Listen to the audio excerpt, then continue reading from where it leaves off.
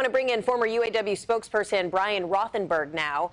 Brian, we know UAW was at the table with GM late last night, and they've been meeting with Stellantis today. So a lot of fingers are crossed. How soon do you think we might see a deal? Well, it's hard to predict. I do think that they're getting probably much closer. If you look at published reports, they still had some work to do on things like the COLA number, getting that to where it needs to be, some of the 401k provisions, and they're trying to get parity with all three companies.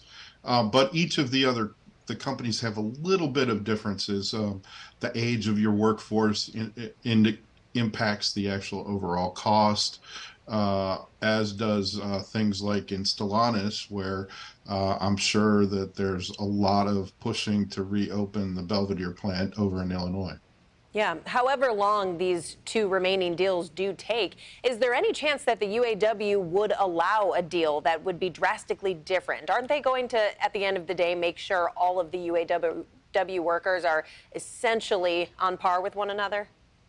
Since the days of Walter Reuther, he really created a pattern agreement, which is to make sure that all workers are sort of aligned in the same way. And because Ford essentially created the pattern, I mean, in the past, you'd get the contract with the first company and then go to the next company. Now that you have a pattern, I think that you're going to see similar provisions in all three of those companies, with differences just because of the makeup of the companies. But in general, that is the pattern they're trying to get to, and it makes it a lot easier when they're at the table right now. Sure. And if you could tell us, what is that process like in drawing this up? How detailed is it? How difficult is it to create these offers kind of based on that Ford framework? And do you think there's any chance we'll see two deals announced at once? Well, anything's up for, this year, the way they're doing the negotiations, it's not going the traditional way.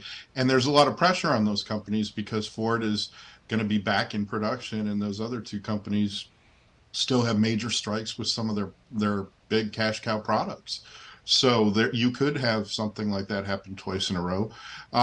It's intense. They bargain, all night long. Sometimes maybe take a break, come back in the morning.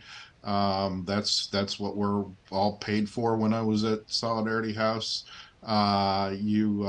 You're also at the same time you have the big meeting on Sunday, and then you're going to have meetings across the country at Ford to talk about that agreement before they vote on it and ratify it.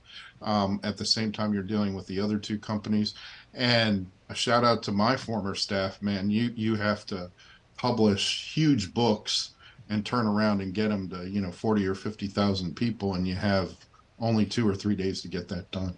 Yeah, a complicated process, but we will be watching closely in these days to come. Brian Rothenberg, former spokesperson for the UAW, thanks for joining us tonight. Thank you, Shana.